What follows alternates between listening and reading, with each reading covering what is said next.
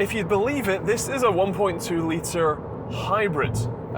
It kind of fits the mild hybrid name to the extreme, because this isn't a hybrid system like you would find in, say, the Renault E-Tech systems, where you have multiple motors or you have full dedicated motors. Instead, what you have is essentially an enlarged starter motor that is permanently connected to the engine, where it is a 12-volt architecture, and what that means is that there is the standard lead-acid battery in the under the hood, and then there is a slightly larger lithium cell, actually slightly smaller lithium cell under the passenger seat, and that lithium cell is, I think, 36 watt hours, which is well, it's less than most laptops.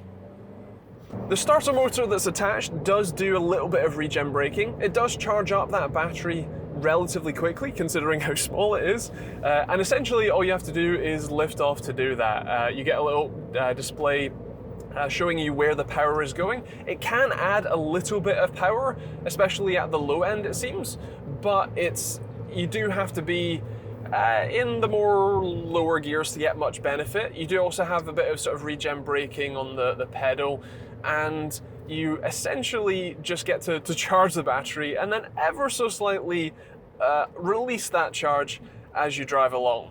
The power resistance is pretty minimal, and it's quite picky as to where it delivers that power and how it ends up regenning. So any amount of acceleration that you do, even just the lightest breath on the accelerator pedal, will show you only having engine power to the wheels and not charging the battery. You have to be fully off of the accelerator for it to start charging, and it'll often take a second or two before it actually starts doing that regen as well. In fact, actually looking at the hybrid, it mostly seems to assist the engine down at low RPM and at sort of medium to high throttle. If you're just lightly pressing on it, it doesn't seem to use it all that much, which is quite interesting.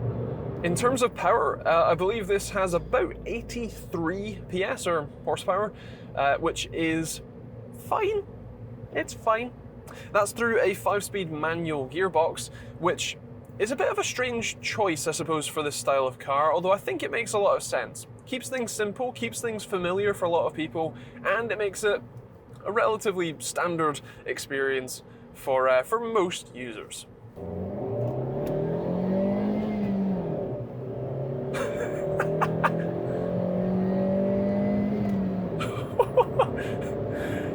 Okay, so it turns out that if you redline the absolute of this thing, it's weirdly fast, and I'm not sure that I'm happy about that. It's hella noisy in here. As for the brakes, well, do you know what? They're actually not doing too bad of a job. And as for the brakes, well, do you know what? That's a pretty good job. That's not bad, actually, considering how small they are and how small the rear drum brakes are as well. That's interesting. If you do need to get onto a dual carriageway next to a very ominous power plant, then you certainly can. It does get up to speed just fine. Of course, it's no race car, but you know, we're up to speed now, and it's fine. Like I've said, it's a little on the noisier side in here. You don't have much in the way of sound deadening. You do hear a lot of road noise despite having a kind of biscuit tin lids for tires, and it's not the most refined experience for sure. But if all you're ever using this for is to nip to the shops or to maybe nip to the next town over, you're not going to be that bothered by the noise here, especially once you stick the radio on. You just get used to it. It's not all that bad, but it is worth noting if you were planning on using this as a slightly longer distance vehicle, maybe it's a less refined experience than perhaps you'd like. For me, this feels not unstable. It's perfectly fine. It's relatively easy to keep it in the lane, but it does have quite a large sort of cross section on the side. It does have I feel like it's sort of quite susceptible to wind. If you're if there's a strong crosswind, you might feel it, and it does feel very sort of high up, very wallowy in the suspension where it's not uncomfortable, but it's also not the most comfortable. Luckily, you do have a good amount of visibility all around. The front window is pretty massive, so that's helpful.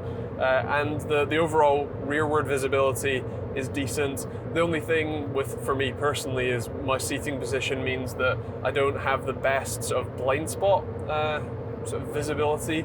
But again, considering that most of this is just to run to the shops and back, well, it's not a big deal. For in and around town, when you're entering a little village that's a 30-mile-an-hour zone, even actually with relatively narrow country roads, this is a pretty good option. It's a relatively narrow wheelbase. Admittedly, the wheels do sort of flare out a little bit. The actual sort of cabin is more narrow than the wheelbase is, but it's a relatively sort of easy and honestly quiet, simple to drive vehicle in this sort of condition, right? You're pootering around town. That's what this is made for, and all of the different little elements that they have are well suited for that. You have relatively light, if disconnected, steering. The clutch pedal is incredibly soft, which normally in a performance aspect wouldn't be the best thing, but for an ease of driving perspective, if you need to downshift quickly, you don't need to care about how the clutch, where the bite point is. You can just row through the gears without much care. If you do need to, step on it to get up a nice big cavernous hill, then you certainly can. And it's got enough power that you wouldn't be worried about, needing any more in this sort of chassis, even if you do need to absolutely wring the neck of the thing to get any of it out. There are also a few nice additions that they've added, which you wouldn't expect to see, especially in a car of this price tag, but that make the overall driving experience here a fair bit better. Things like the stop start, which whenever you put the car into neutral and pull the clutch up, it will stop the engine, and it even tells you how many milliliters of fuel it's saved, which I just love on the dashboard. It's great. But you also have things like hill assist, which is a useful addition. It just pushes the standard brakes to hold the car in place so that you can get off without too much difficulty. And the overall kind of usage experience in here is perfectly fine. I would say it's adequate for the sort of car it is. I'm actually quite impressed. The infotainment is okay. It has the full Android Auto and Apple CarPlay, which is great and actually works quite well, relatively responsive. The standard UI is okay. That's a lot less responsive, but it does the job. The manual heater controls, which when you switch between recirculation and sort of fresh air intake, you can physically hear the flap in the airbox moving around, but it does a decent job. It gets the car nice and cold on a hot day like this, and it's not bad. You've got some USB and aux down the bottom, a 120 watt 12 volt socket, which is quite impressive as well. And as I understand it, if you option this up, you can even option it up to have all-wheel drive or four-wheel drive, which is something you don't see in a car of this this style that much. One of the downsides though, as we're lumping around this corner, is that the suspension is definitely on the soft side. Now that's a good thing. It means that it's a compliant and gentle ride, especially over the city bumps, but it does mean that you do kind of get wallowed around a lot. When you do go over a bump, you kind of float around on it for a little bit and wobble around. And when you are braking, steering, accelerating, all of that makes the car dive, pitch and roll like there's no tomorrow. Maneuverability is actually a pretty impressive suit. The turning circle is remarkably tight. The steering is incredibly light. It's also incredibly vague, which is standard for this type of car.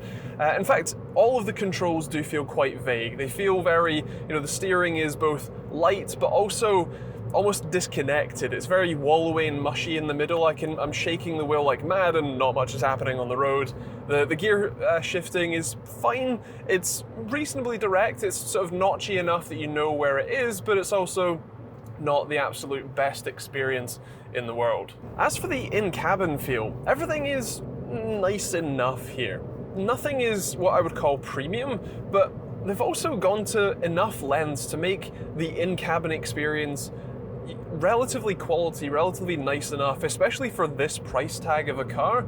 It's not a bad place to be. All of the door plastics and even the weird plastic, ever so slightly squishy steering wheel doesn't feel great, but it also doesn't feel all that bad either, which is quite a surprise for this class, this price tag of vehicle. It's worth noting that the front seats definitely have you sitting quite high up. They're fairly comfortable though, and definitely easy to get in and out of, which I can imagine for the is an important sort of feature for the target market.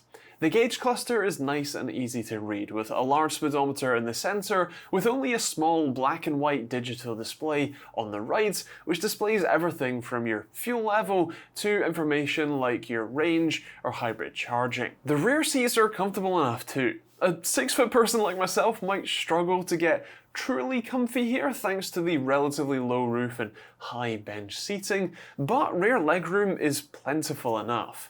One surprise feature is that the rear bench, or actually each half of the rear bench seats, can slide forward. If you need a bit of extra boot space and only have small kids' legs in the back, or maybe nothing in the back, then you can have either side or both sides of the bench seating slide forward, or fold them down as well for a pretty healthy amount of cargo space.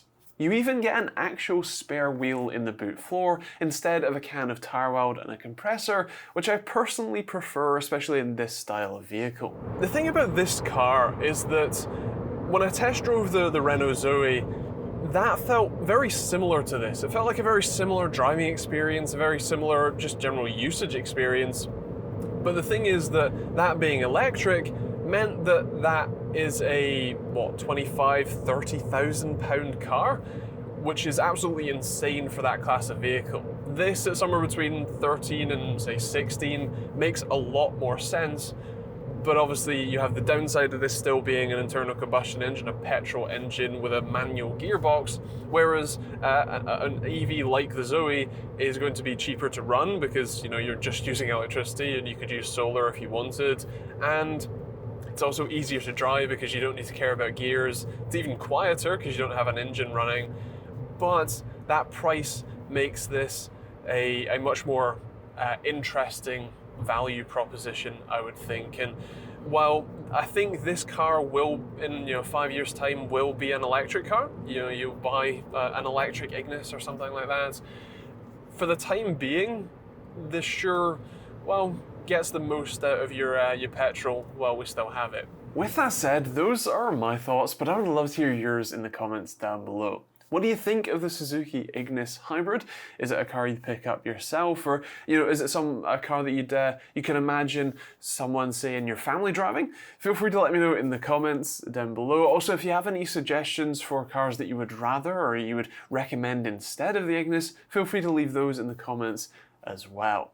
If you want to support the channel, you can do so by just hitting the subscribe button and turning on the bell notification icon to be notified of all the new videos from me. Or you can also check out the other links in the description, including some of the Amazon affiliate links if you're buying that sort of stuff, or hoodies or t-shirts with the at the wheel designs, so feel free to take a look at those. Otherwise, if you want to check out some more reviews and general car videos, feel free to take a look at those on the end cards here. And otherwise, thanks for watching, hope you enjoyed it, I'll see you on the next video.